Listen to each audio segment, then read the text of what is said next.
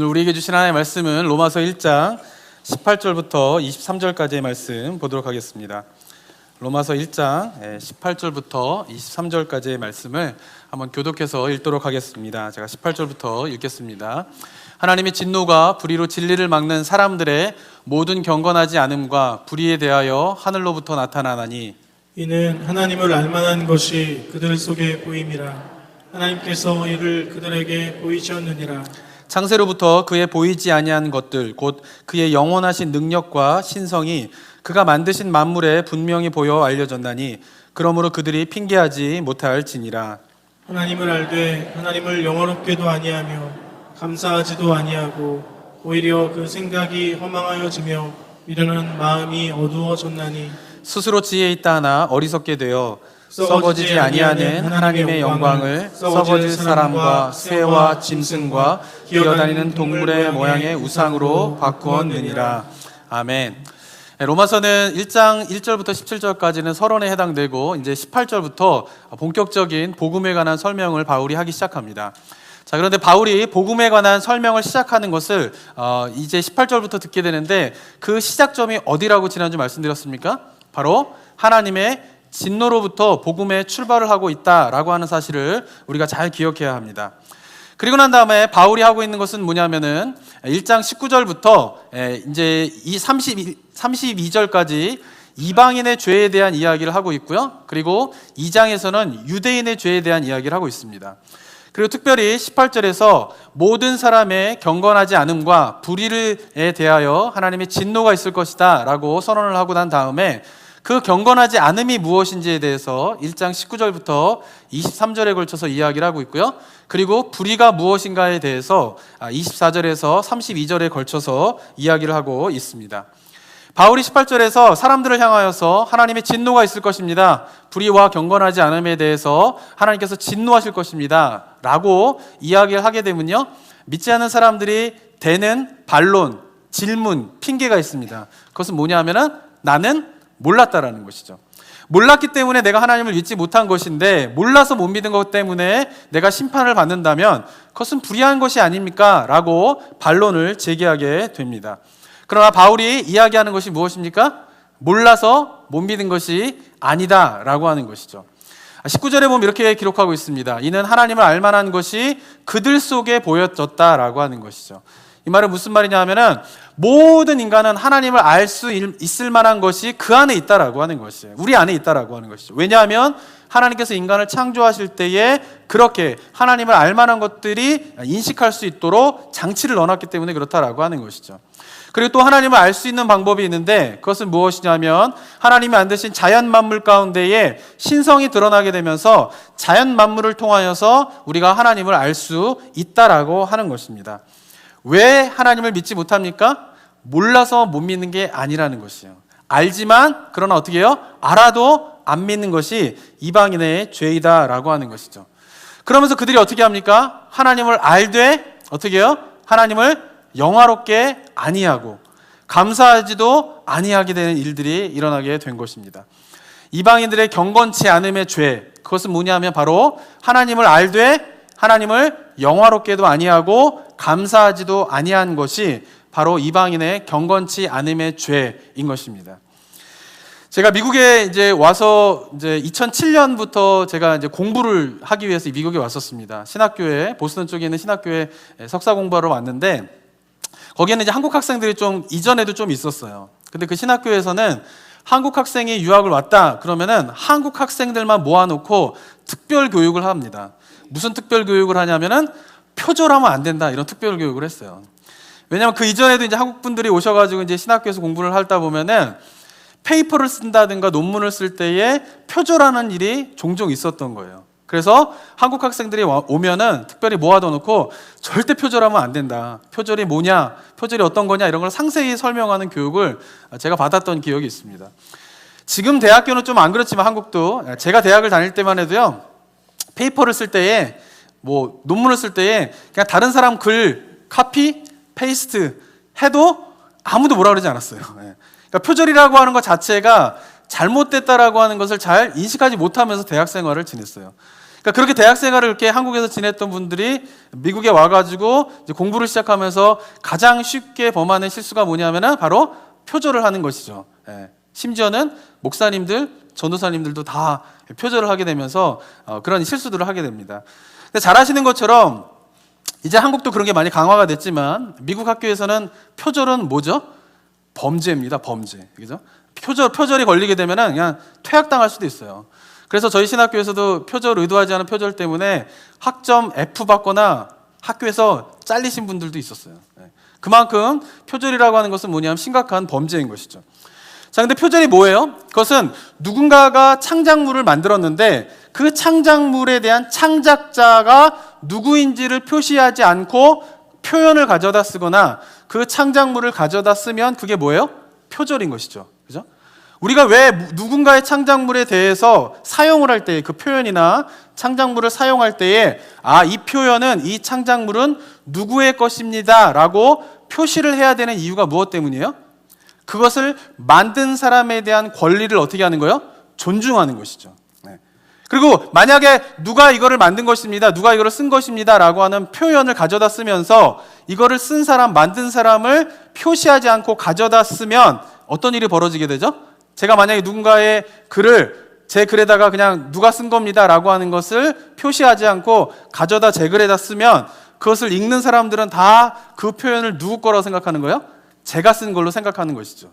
그러니까 표절이라고 하는 것은 뭐냐 하면은 내가 쓰지 않은 것임에도 불구하고 분명히 누군가가 만든 것이고 창조하고 만들어낸 것임에도 불구하고 마치 내 것인 양, 마치 그것이 내가 쓴 것인 양, 내가 만든 것인 양 하는 것이 뭐예요? 그것이 표절인 것이죠. 그리고 그것은 다른 사람의, 만든 사람의 권리를, 생각을 훔치는 행위이기 때문에 그것은 심각한 범죄인 것입니다. 여기 계신 분들에게 한번 물어보겠습니다. 표절이 범죄입니까? 아닙니까? 범죄예요. 모르셨다면 이제부터 아시기 바랍니다. 자, 그러면 표절의 의미는 뭐예요? 내가 만든 것이 아님에도 불구하고 마치 내 것인 양 쓰는 거예요. 그리고 내가 만들지 않았음에도 불구하고 누군가 만들었음에도 불구하고 그 만든 사람의 권리를 존중하지 않고 그 사람에 대해서 어때요? 감사하지 않는 것이 뭐예요? 표절이고 그것이 범죄이다라고 하는 것이죠. 이러한 맥락에서 이방인의 범죄에 대한 사실을 우리가 이해를 해야 됩니다. 오늘 본문에서 이방인들의 범죄의 사실이 뭡니까? 하나님을 모르기 때문에 못 믿은 것이 아니라 하나님을 알지만 뭐 했다라고 하는 것이에요? 영화롭게 하지 않았다라는 것이에요. 감사하지 않았다라고 하는 것이요. 그 말은 무슨 말이냐면은 하나님이 우리를 만드셨음에도 불구하고 인간을 창조하셨음에도 불구하고 내 인생이 하나님의 창조물임에도 불구하고 내 인생을 창조하신 그 하나님을 어떻게 하는 거예요? 권리를 인정하지 않는 거예요. 감사하지 않는 거예요. 그것을 받아들이지 않는 거예요. 그리고 마치 내 인생은 내 것인 양, 주인이 있음에도 불구하고 만든 분이 계심에도 불구하고 그것이 마치 내 것인 양 하면서 살아가고 있는 것이 뭐예요? 영화롭게도 아니하고 감사치도 아니하는 모습이고 그것이 바로 경건치 않음의 죄이다라고 하는 것입니다. 사랑하는 성도 여러분, 자신이 만든 것이 아님에도 불구하고 자신의 것이 아님에도 불구하고 분명히 만든 분이 계심에도 불구하고 그분이 만들었다는 것을 존중하지 않고 감사하지 아니하고 내 인생이 내 것인 양 살아가고 있는 그것이 죄의 본질이 된다라고 하는 사실을 기억하는 저와 여러분이 되기를 소망합니다. 이렇게 감사하지도 않고 영화롭지도 않게 되면 그 다음부터 하는 일이 있어요. 그것은 뭐냐면은 그 다음에 어떻게 됩니까? 21절 후반부에 보면은 생각이 허망하여지는 것이에요. 마음이 어떻게 됩니까? 어두워지게 돼요. 하나님의 권리를 인정하게 되지 않으면요, 하나님의 창조의 일을 인정하지 않게 되면요, 인간이 어떤 식으로 흘러가게 되냐면요, 허망하여지는 것이에요. 생각이. 그리고 마음이 어떻게 해요? 어두워지게 된다라고 하는 것이죠. 그리고 결론적으로 어떻게 됩니까? 스스로 지혜 있다 하나 어리석게 되어서 썩어지지 아니하는 하나님의 영광을 썩어질 사람과 새와 짐승과 기어다니는 동물의 모양의 우상으로 바꾸었다라고 하는 것입니다. 하나님의 권리를 인정하지 않으면서요, 이야기하는 건 뭡니까? 하나님 필요 없다는 거예요. 하나님 도움 필요 없다는 거예요. 나 스스로 충분히 내가 살아갈 수 있다는 거예요. 왜? 내 인생은 내 거니까. 그런데 그러한 인간이 하나님을 거부하고 살아가면서 나타나는 현상은 생각이 어두워지고 마음이 어두워지고 그리고 어떻게 해요? 어리석게 되어서 결국은 하나님이 있어야 될 자리에 자기가 있으려고 했던 그들이 그 하나님이 있어야 될 자리를 무엇으로 채우는 삶을 살아가게 되는 것이에요? 새와 짐승과 기어다니는 동물 모양의 우상을 그 하나님의 자리에 두고 살아가는 우상 숭배에 빠지게 되는 것이 바로 인간의 경건치 않음의 죄라고 이야기를 하고 있는 것입니다. 자, 저는 처음에요 1장 19절부터 23절을 볼 때요 마음에 부담이 없었어요. 왜냐하면은 저는 우상 숭배를 하지도 않고요. 그죠? 저는 그래 하나님을 영화롭게 아니하지도 않고요. 말을 잘해야 돼요. 우리나라 말은. 하나님께 감사하지 아니하지도 않고요. 그러니까 이 본문을 보면은 저하고 상관없는 내용인 것 같아요. 그래서 이 본문을 볼 때마다 그냥 넘어갔어요. 왜 나하고 상관없으니까. 나는 이런 일을 하지 않았으니까. 라고 생각을 했습니다. 그런데 제가 신앙생활을 하고 제가 하나님 앞에서 말씀 앞에 제 영혼을 비추어 보고 제 내면 속에 있는 것들을 하나님이 주시는 성령의 인도하심에 따라 살펴보게 되면서 느끼게 된 것은 뭐냐면은 이 본문에서 범죄하고 있는 그 범죄의 사실에서 저도 결코 자유로울 수 없다라고 하는 것이에요. 다시 바꿔 말하면 이 본문에서 이야기하는 것은 단순히 하나님을 믿지 않는 자들의 잘못, 죄를 이야기하고 있는 것만이 아니라 그들이 갖고 있는 결론적인 모습은 우상을 숭배하고 하나님을 거부하고 하는 것이지만, 그러나 하나님을 거부하고 우상 숭배를 하는 그 내면적인 궁극적인 원인을 살펴보면 그 원인으로부터 우리 그리스도인들도 결코 자유로울 수가 없다라고 하는 사실을 우리가 깨닫게 된다라고 하는 것입니다. 자, 첫 번째, 이스라엘 백성들이 아닌 이방인들이, 하나님을 믿지 않는 자들이 하나님을 믿지 않게 된 이유가 무엇 때문이라고 이야기하고 있습니까? 하나님을 알지만 어때요? 하나님을 알되 하나님께 감사치 않은 것이죠. 우리도 마찬가지입니다. 저는 처음 예수님을 믿은 게 중학교 때 믿고 난 다음에요, 고등학교 때 엄청난 은혜를 많이 경험했습니다. 고등학교 때 뭐 아까 주님 한 분만으로 나는 만족해 막 이런 건 얼마나 신나는 찬양입니까? 그런 막 신나는 찬양하면서 막 박수 치면서 신나면서 눈물을 막 흘리는 그런 은혜를 막 예배 때마다 경험을 했어요. 그러면서 제가 사모하면서 기도하는 큰 기도 제목이 있었어요. 그것은 뭐냐면 나의 삶을 향한 하나님의 뜻이 도대체 무엇입니까? 이걸 얼마나 기도했는지 몰라요.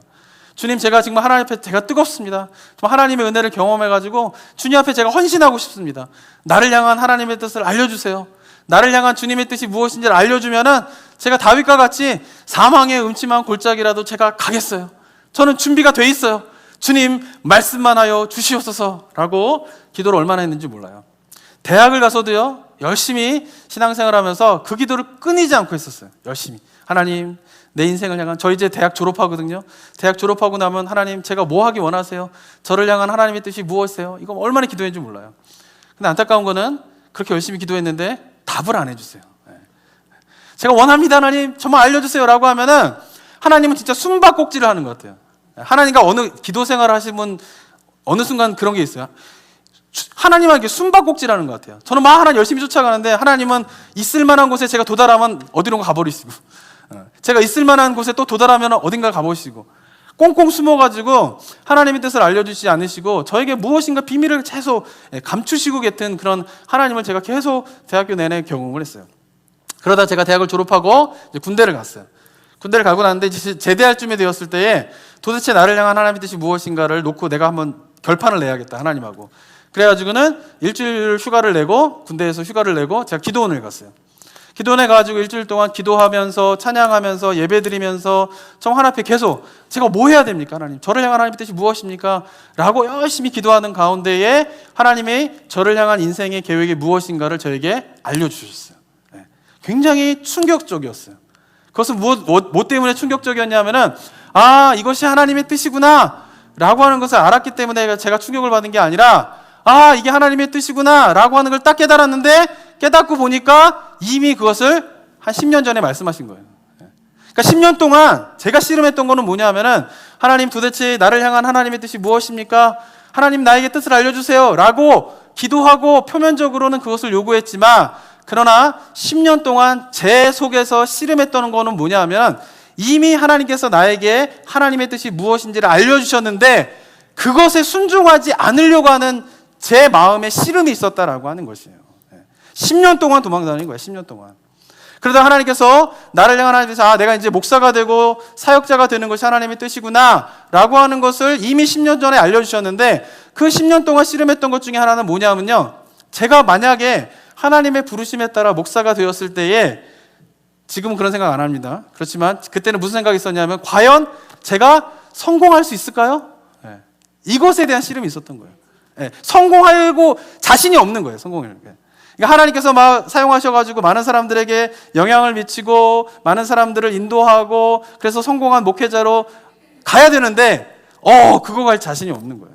그러니까 하나님께서 이미 나에게 뜻을 알려주셨음에도 불구하고 내가 갖고 있는 나의 욕망과 그 하나님의 뜻에 대해 순종하려고 하는 것과의 싸움이 10여 년 동안 있었다라고 하는 것을 제가 마지막에 깨닫고 하나님 앞에 저의 삶을 목회자로, 사역자로 드리겠습니다라고 결정했다라고 하는 것입니다.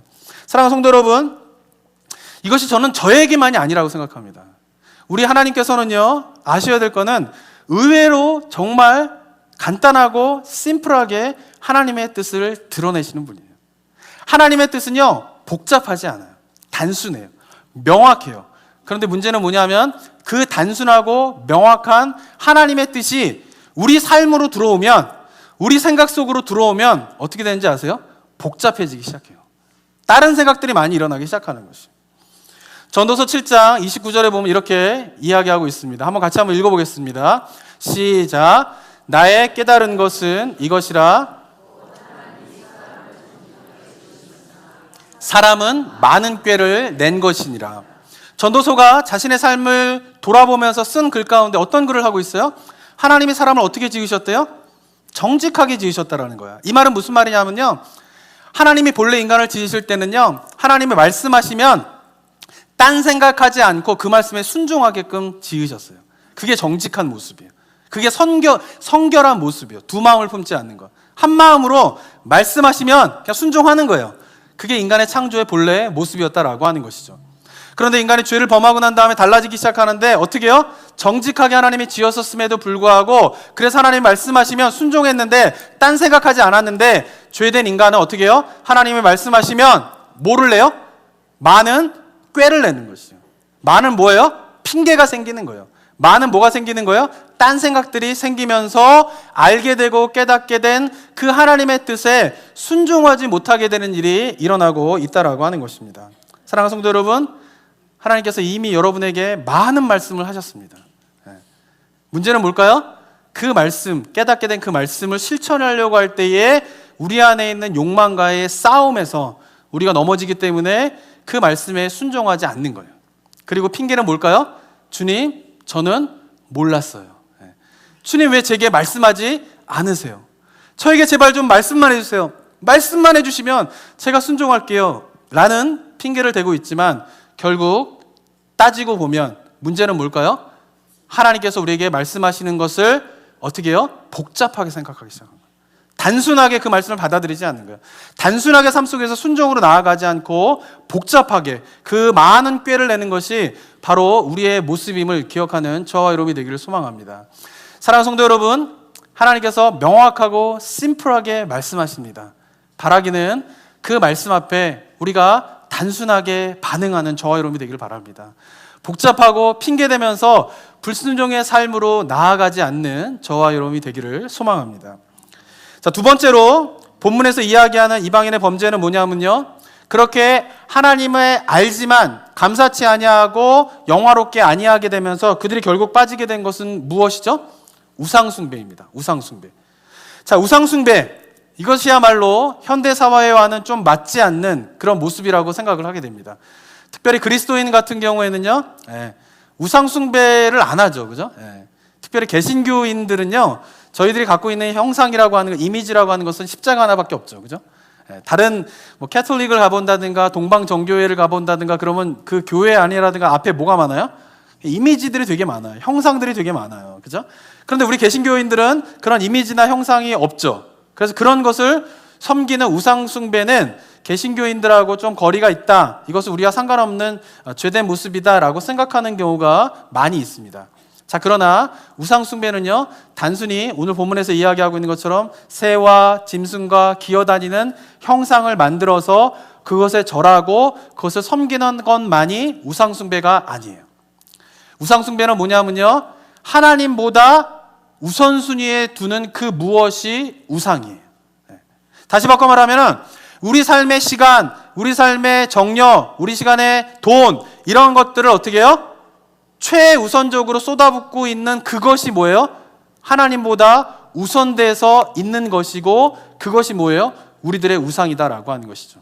우리의 삶을 이끌어가는 것이 하나님의 말씀, 하나님의 인도하심이 아니라 내 삶을 이끌어가고 있는 것이 하나님 이외의 다른 것이 나의 삶을 이끌어가고 있다라고 하면 그 이끌어가고 있는 그것이 뭐예요?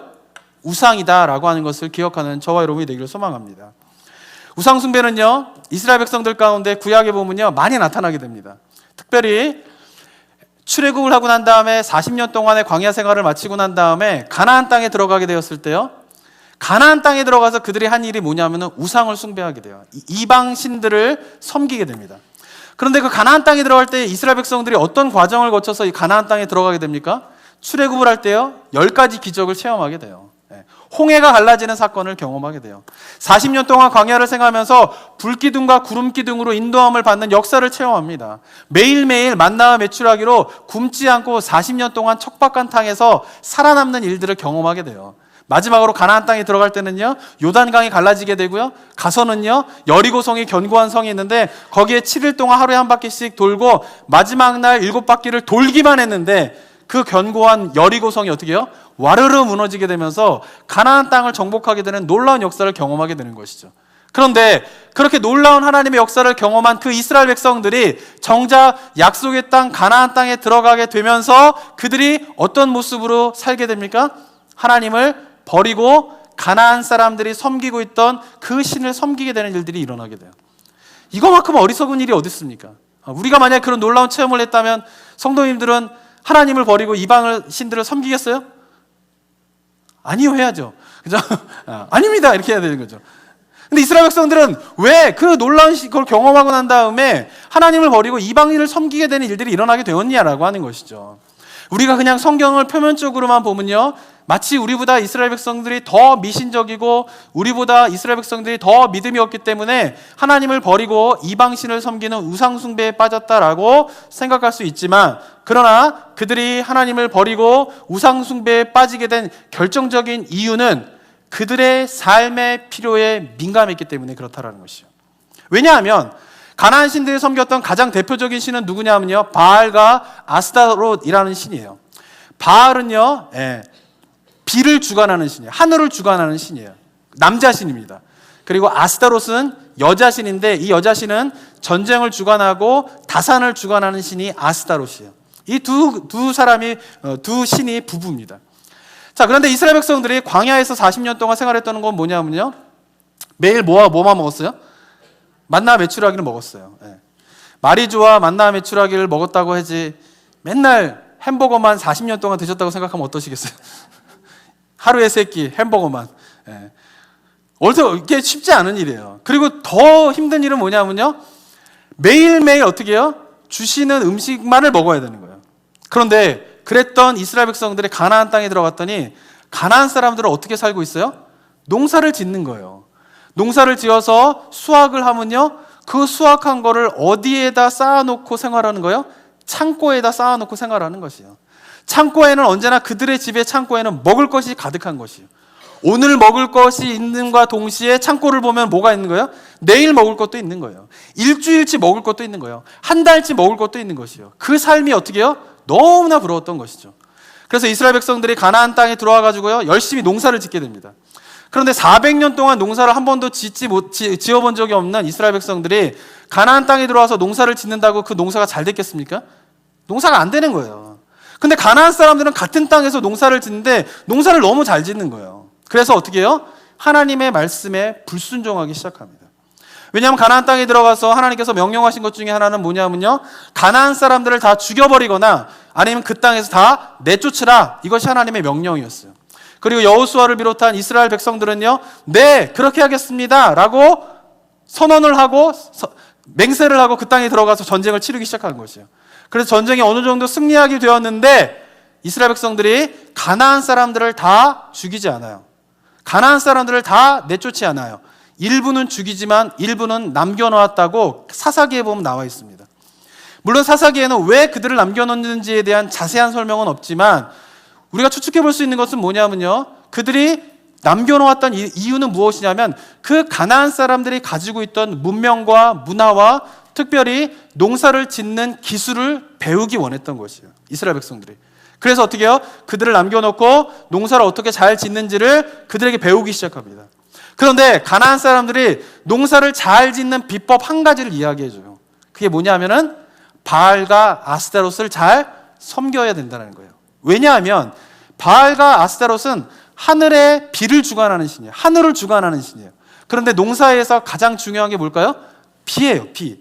그러니까 바알과 아스타롯을 잘 섬기면 비가 충분히 내리게 되고 그 비가 충분히 내려야지만이 우리가 농사를 잘 지을 수 있습니다. 그래서 바알과 아스타롯을 섬겨야 됩니다. 라고 이스라엘 백성들에게 말하였다라고 하는 것이죠.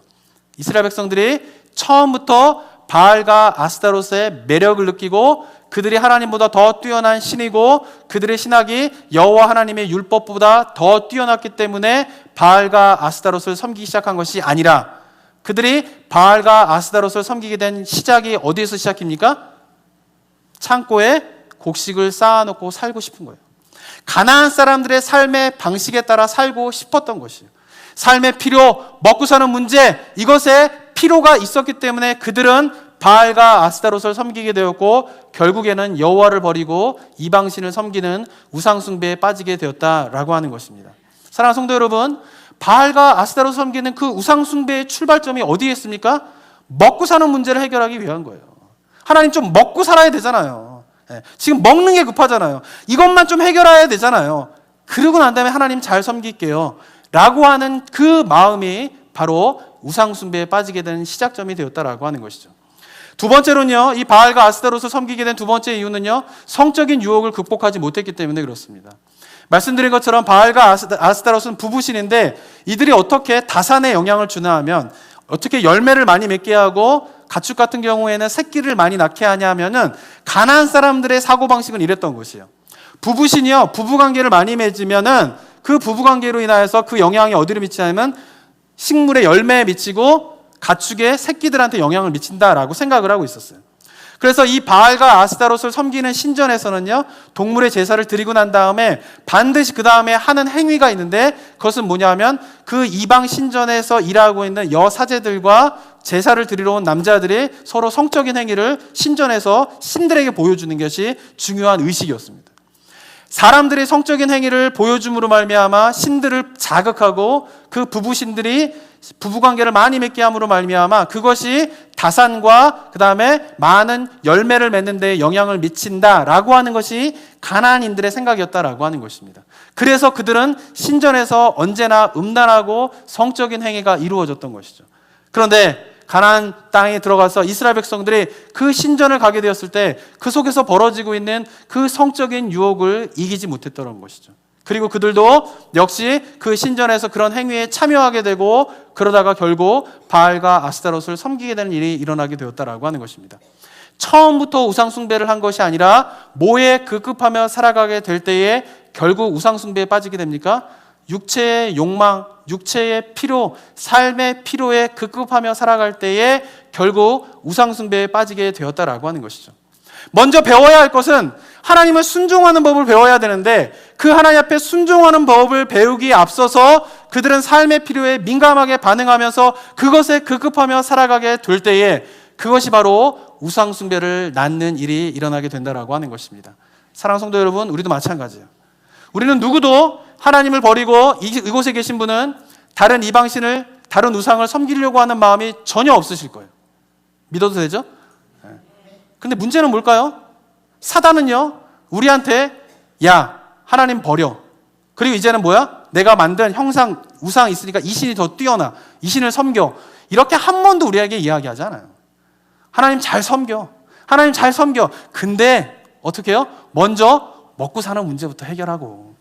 하나님 잘 섬겨. 근데 너 육체적인 필요가 있잖아. 육체적인 네가 원하는 것이 있잖아. 그거부터 먼저 채우고 난 다음에 하나님을 섬겨도 늦지 않아 라고 우리에게 이야기를 하고 있다라고 하는 것이죠. 그리고 많은 그리스도인들은 하나님만을 섬기겠다. 주님은 나의 목자가 되십니다. 예수님은 나의 왕이십니다. 라고 고백하고 있지만 우리의 삶의 필요에 급급하여서 살아가고 있으면서 우리 삶에는 하나님이 우리 삶의 최우선에 둔 하나님의 만을 섬기며 살아가는 것이 아니라 하나님보다 다른 것을 우선순위에 두면서 우리의 삶이 그것에 이끌리도록 그냥 내어버려둔 채 살아가고 있는, 여전히 이스라엘 백성들이, 많은 이방인들이 빠졌던 우상숭배의 삶을 살아가고 있다라고 하는 것입니다. 사랑하는 성도 여러분, 우리가 다시 한번 돌아봐야 합니다. 우리가 정말 하나님의 필요에 따라서 살아가고 있는지, 아니면은 나의 필요에 급급하여서 살아가고 있는지를 돌아봐야 할 것입니다.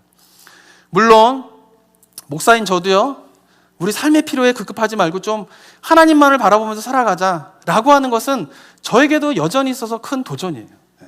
제가 이제 올해로 목회를 시작한 지 20년이 됐습니다. 20년 동안 저의 끊임없는 싸움은요, 어쩌면은 무엇을 먹을까, 무엇을 입을까에 대한 염려와의 싸움이었어요. 제가 처음에 20년 전에 사역을 시작하면서요, 제가 캠퍼스 군대를 제대하고 장교로 저는 이제 복무를 했었는데, 장교로 복무할 때 제가 그 대학교 졸업하고 보통 대기업 현대, 삼성 이런 데서 제가 그 대학교 졸업할 때는요, 보통 한 달에 한 200만 원 정도 신입 사원이 받았어요. 200만 원 정도, 2,000불 정도를. 근데 제가 군대 다니는 동안에 중위로 있을 때 한 1,500불 정도 받았습니다. 150만 원 정도. 이 가운데 또 사병으로 다니신 분들은 상처받지 않으시기 바랍니다. 3만 원, 4만 원 받으실 때 저는 한 100만 원, 150만 원 받으면서 군대 생활을 했거든요. 그러니까 군대에서 한 150만 원 이렇게 받고는 뭐 부족한 것이 없었어요. 그 제대를 딱 하고 난 다음에 제가 캠퍼스 간사로 헌신을 했어요. 하나님 앞에 부르심을 해서. 그래가지고 받은 첫 번째 후원금, 그때는 선교사님처럼 후원 받았는데 150만 원 가지고 생활하던 사람이 첫 번째 후원을 딱 받았는데 제가 얼마 받았는지 아세요? 창피한 일이지만 8만 원 받았어요. 8만 원. 대학교 때 제가 열심히 리더 생활했거든요. 그래서 저를 위해서 수많은 선배들이 저를 위해서 후원할 줄 알았어요. 그런데 기대했던 사람들은 후원을 안 하고 결국 한 8만 원. 그리고 제가 한 4년 동안 간사로 캠퍼스에 사역하면서 한 50만 원, 60만 원 정도로 한 달에 생활을 했어요. 그때는 그냥 혼자니까 뭐 이러고 살려도 되지. 그러고는 그냥 뭐 먹을 거 안 먹고 움직이려면 좀 걸어 다니고 뭐 이러면 살지. 그러면서 살았어요. 한 달에 뭐 50만 원, 60만 원 받으면서.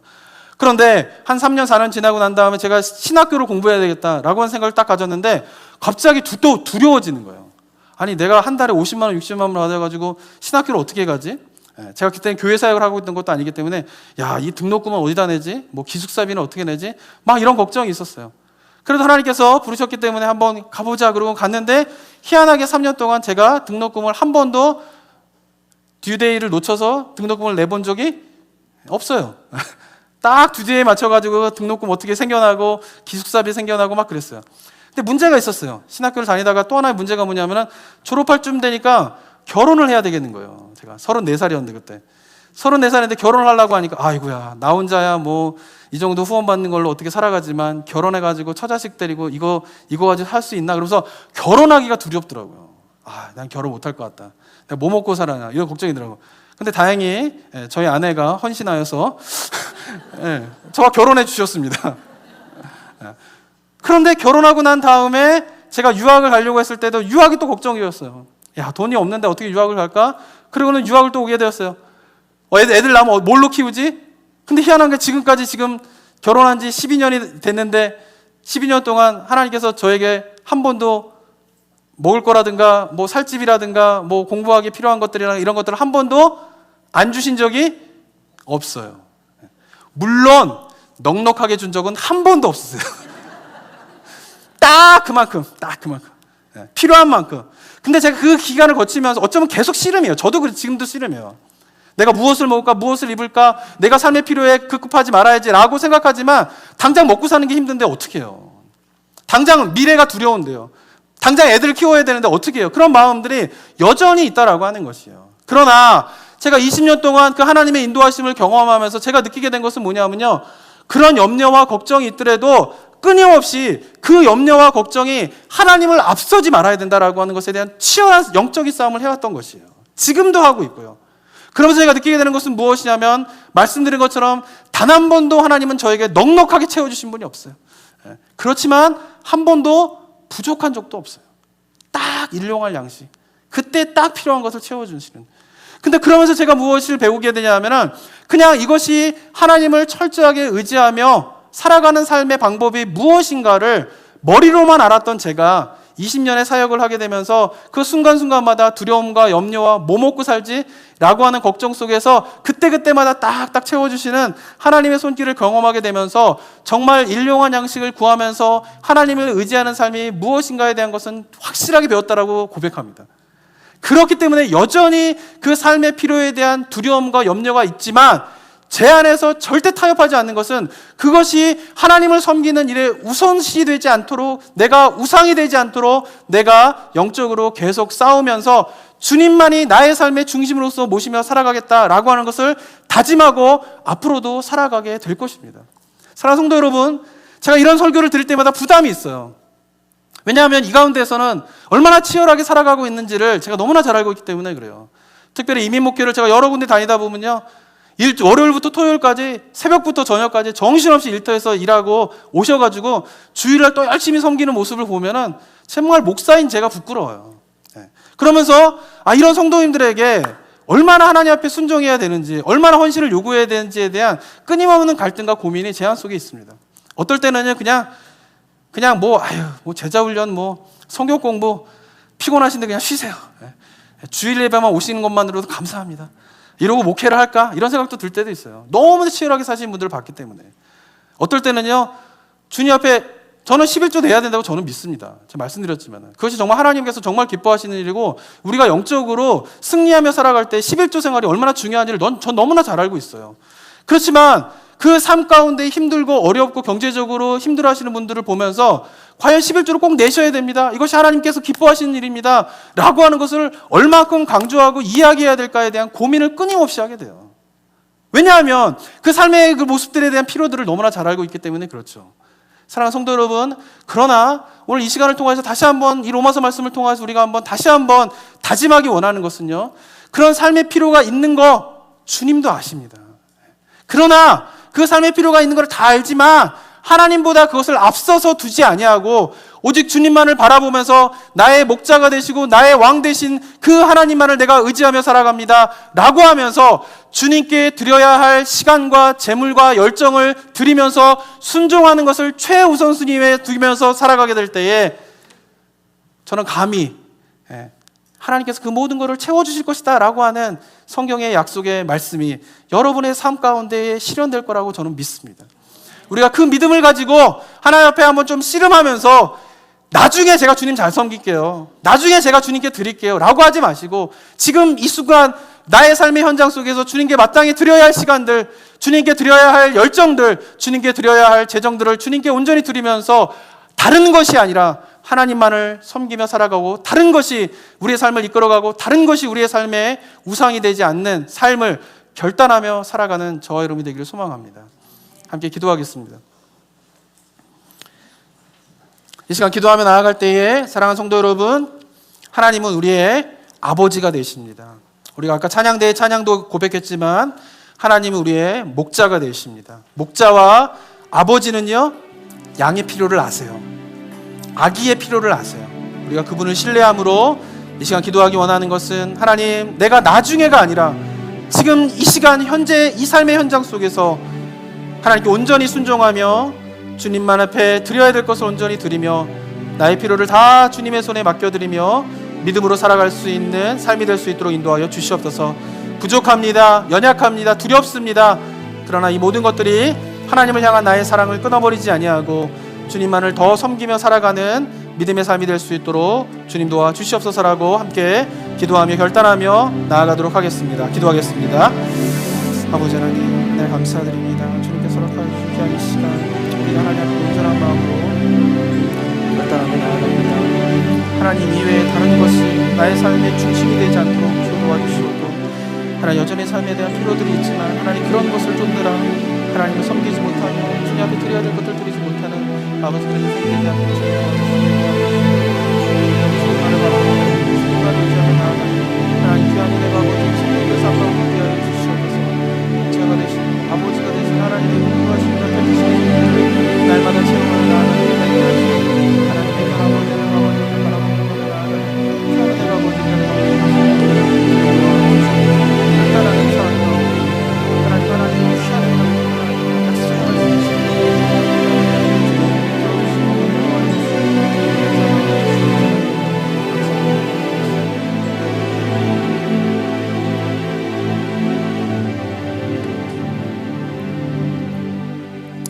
사랑과 은혜가 충만하신 하나님 아버지, 우리 삶의 주인 되시고 우리의 창조자 되시고 우리의 왕인 되신 그 하나님을 우리가 온전히 섬기며 나아가는 우리 모두가 될 수 있도록 인도하여 주시옵소서. 일용한 삶을 구하며 그 때에 따라 필요를 채워주시는 하나님의 손길을 의지하며 살아가는 법을 배울 수 있도록 인도하여 주시옵고, 이 시대 가운데 살아가는 삶의 현장이 참 넉넉지 아니하고 하나님 삶 가운데 많은 도전들과 두려움들과 염려들이 우리의 삶을 휩싸이고 있지만, 하나님 그 가운데 정말 하나님보다 다른 것을 우선순위에 두지 아니하고 하나님보다 다른 것을 나의 삶의 중심에 두지 않고 살아가는 우리 성도님들의 삶이 될 수 있도록 인도하여 주시옵소서. 나중이 아니라 지금 살아가고 있는 삶의 현장에서 하나님을 중심에 두고 주님 앞에 순종하며 주님께 드려야 할 것들을 온전히 드리며 나아갈 때에 그 모든 삶의 필요를 채워주시는 하나님의 은혜의 손길을 날마다 경험하며 우리가 주님이 오시는 그날까지 다른 것을 의지하지 아니하고 예수 그리스도 하나님만을 의지하며 살아가는 그 믿음의 백성의 삶이 우리 성도님들의 삶의 모습이 될 수 있도록 주님 역사하여 주시옵소서. 은혜 감사드립니다. 예수 그리스도의 이름으로 기도드립니다. 아멘.